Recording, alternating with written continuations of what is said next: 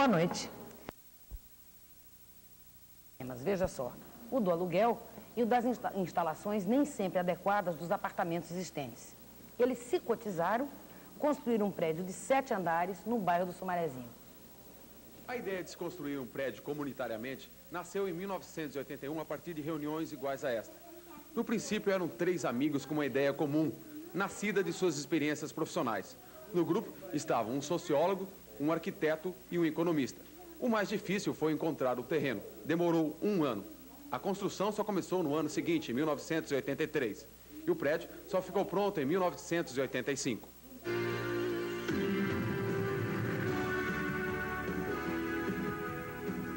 O Pedro Jacob é economista e sociólogo. Ele é planejador urbano e é o pai da ideia do condomínio. Como nasceu isso? Como é que surgiu isso na sua cabeça, Jacob? Surgiu da vontade de encontrar uma forma mais amena de morar, de tentar interagir um pouco mais com as pessoas, de facilitar um pouco mais a nossa vida. Aí comecei a ver que precisava encontrar uma forma de morar mais adequada, mais amena, morar de aluguel, como a maioria mora de aluguel.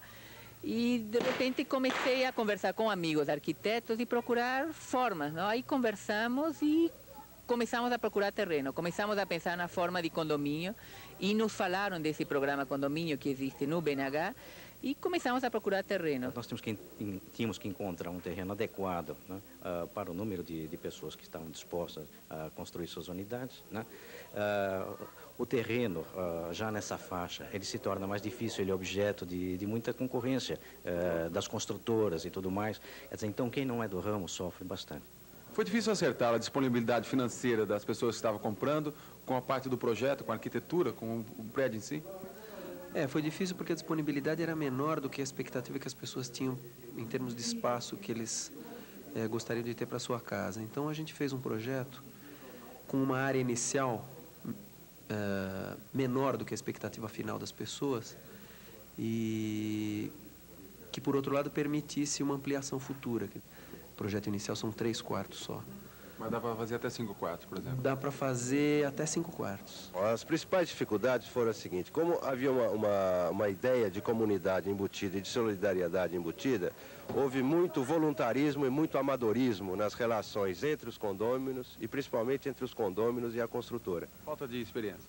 Falta de experiência e adicionado a isso um projeto que era no limite das possibilidades dos condôminos. A maioria dos condôminos são professores universitários, profissionais liberais, aí numa faixa hoje de 40 anos. Então, o primeiro problema era reduzir alguns itens de custo. Se fez, então, um esquema de um apartamento padrão, reduzindo tudo que fosse considerado supérfluo. Eu acho que uma coisa da alternativa que foi legal de mexer com o espaço é de cada um poder, dentro do seu apartamento, estar bolando aquilo que pudesse ser que pudesse responder às necessidades de cada um, né? Então, a coisa de como botar a escada aqui, ou como botar o mezanino ali, ou como mexer com o ambiente, eu acho que passou, assim, por um processo de reuniões intermináveis, que a gente achava que não ia nunca chegar no fim. Saiu do jeito que você queria? Tá, eu acho que sim, eu estou muito satisfeita. Explica a tua casa pra gente, como é Tá que bom, é. vamos ver aqui então. São todos iguais a eles? Os apartamentos têm uma certa homogeneidade, mas cada condômino pôde fazer as adaptações. No caso da cozinha, por exemplo, resultou que todas as cozinhas ficaram iguais. Havia no projeto a possibilidade de diminuir o tamanho da cozinha, mas ninguém optou por isso.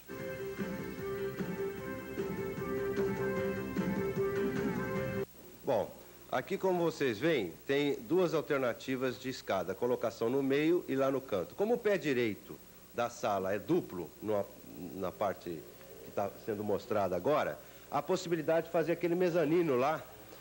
Alguns condôminos já fizeram os 2 mezaninos, porque aqui em cima de onde a gente está também é possível fazer um outro mezanino.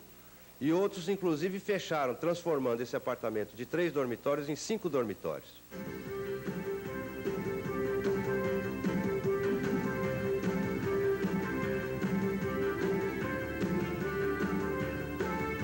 E o problema do condomínio?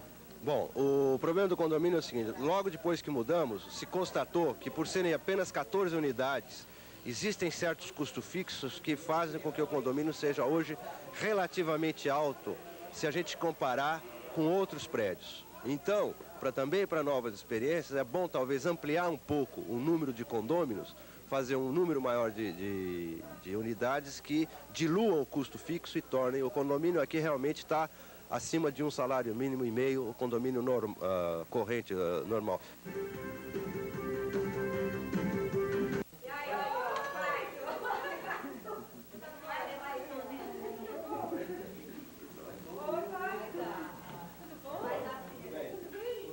Como é viver nesse apartamento, nesse prédio, nesses apartamentos? Olha, eu nunca tinha pensado em morar definitivamente, quer dizer, definitivamente comprar alguma coisa que fosse um apartamento. Eu sempre pensei em morar numa casa, mas a ideia de morar em conjunto, digamos, num prédio em que as pessoas se transem, se conheçam, foi uma ideia muito tentadora, né? E a experiência está sendo muito boa.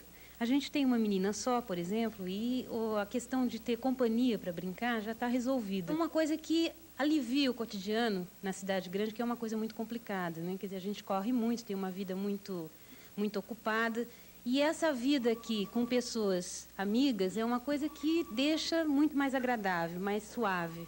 Você recomendaria essa experiência para outras pessoas? Eu definitivamente recomendaria para certos setores de classe média, né? Até de classe média com menos poder aquisitivo. Agora, eu chamaria atenção para o seguinte, para não ser muito pretensioso no projeto. Só o fato de eliminar a incorporação, que no fundo pensa o projeto como tem, digamos, de acordo com o padrão médio, é em si uma vantagem, pelo menos para um extrato social como o nosso, não? Para um grupo social como o nosso. Bom, e amanhã às 6 horas eu tenho um encontro marcado com você aqui, não é verdade? Então veja lá os destaques.